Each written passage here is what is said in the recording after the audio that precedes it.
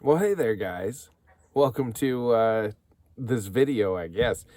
Um, so, I kind of wanted to start this off and preface it a little bit with some voiceover from the future, whatever you want to call it, because this I took this video a little over a year ago now, um, and all these pictures and everything. And I just wanted to provide a little bit of context because we didn't do like a full job of documenting everything.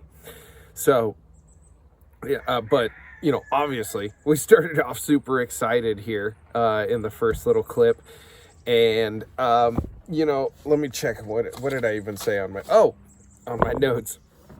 So, I'm trying to have to remember this a little bit. The way that we first took a look at a place that I call Oak Mountain Ranch. Summer end of summer, early fall, 2019, and it was a long drive away from us, and we answered a ad off Craigslist actually because we've been looking forever for a horse property basically, or a ranch property of some sort where we could live with our horses, not have to pay board, and start doing the sort of the homesteading thing, I guess, if you want to call it that. And so we answered this ad off Craigslist. It had no pictures, no very small description, something like modular home on some acreage, horses okay, something like that. And so we just figured, well, it could be a scam or it could be the real thing. And so the following videos is kind of what we captured on our trip out there towards Oak Mountain Ranch. Heading south on 680 right now. Heading down towards Morgan Hill. Morgan Hill, yeah. We're up just coming out of Pleasanton, but heading from the barn up there in Danville down to this place that's potentially going to become the new homestead. It's late summer, early fall right now. Sun's starting to go down earlier and earlier, and we've got the dogs loaded in the back. They're all hanging out, excited to check out the new place too. Buck, where's your nose? There it is. And so anyway, I'm excited to see what this place really looks like and what we could possibly make of it. It's gonna be great. We just turned off the highway here, and man, oh man, this country is actually looking pretty nice out here. Exciting times. Good agriculture country.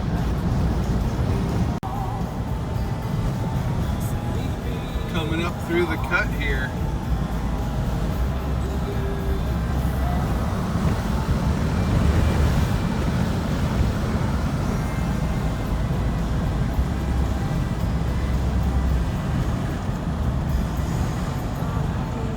There's a park there. Oh, the trails up in the hills. Very nice. And green fields off behind the trees. Oh man, nice to see some green every once in a while. Irrigation probably, or a golf course.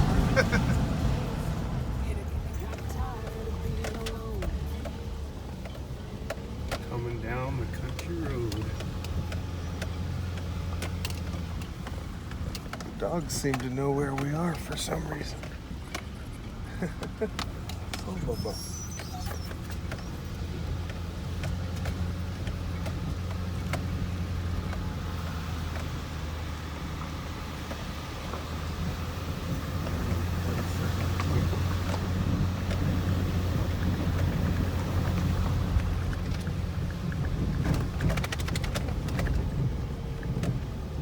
So you'll notice that I stopped filming there all of a sudden, or if you're seeing my face, that's what happened. I stopped filming there.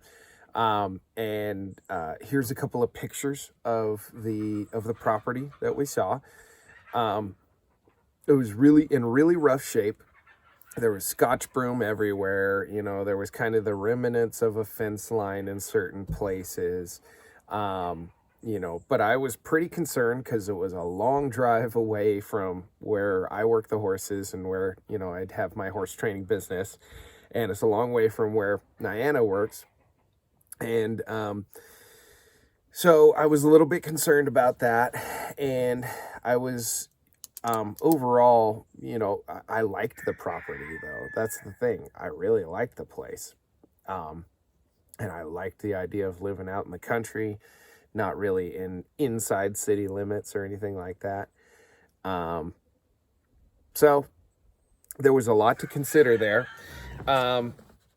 You know, and I guess we just had to have like a realistic discussion really about like the feasibility of it and whether it was, you know, the drive was we were able to make the drive or anything like that. And I guess the point that I got to, or that we both got to, was that there's nothing, no dream comes without sacrifice, or the achievement of a dream doesn't come without sacrifice. And that's really the key theme there. And so if it was a little bit longer to drive and, you know, we had to make a little commitment, it seemed worth it to be able to live with our horses in California, no less, you know, at a relatively affordable rate. So we pulled the trigger. That's it. You know, we signed the lease and we moved the trucks and the trailers up.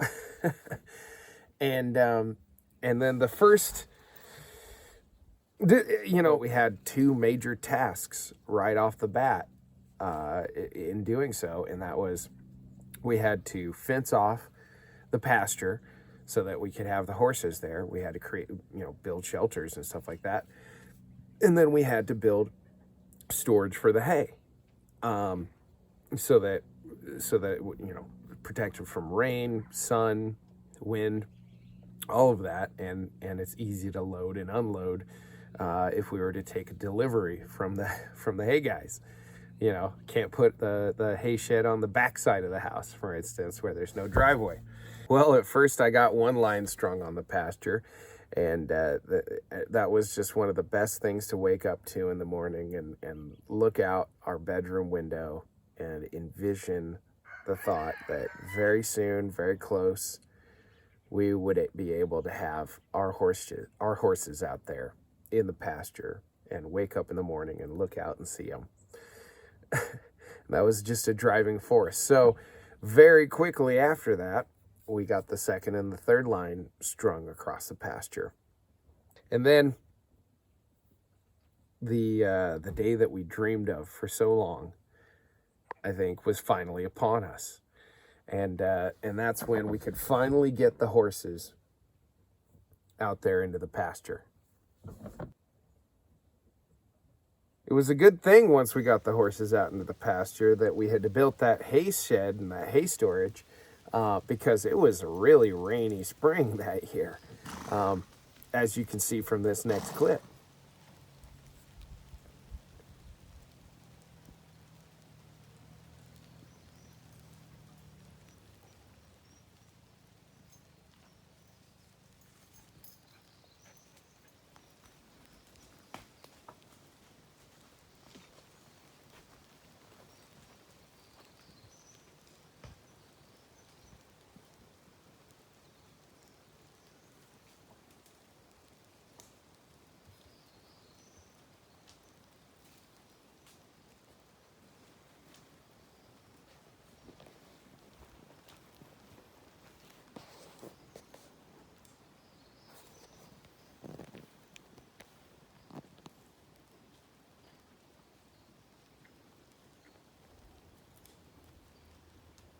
And the quiet country atmosphere mixed with the good rainy weather and moisture that brought a lot of wildlife out into our domain.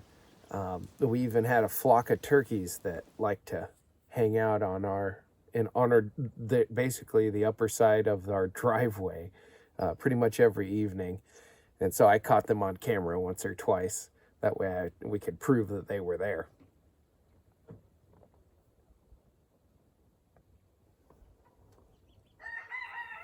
Well, that's it for now in our little homestead. I hope you come along with us on this journey and enjoy the process of us learning how to homestead a little bit, and how to ranch, and how to grow along with our horses and along with our creatures and on our little slice of heaven out here in the hills. Take care.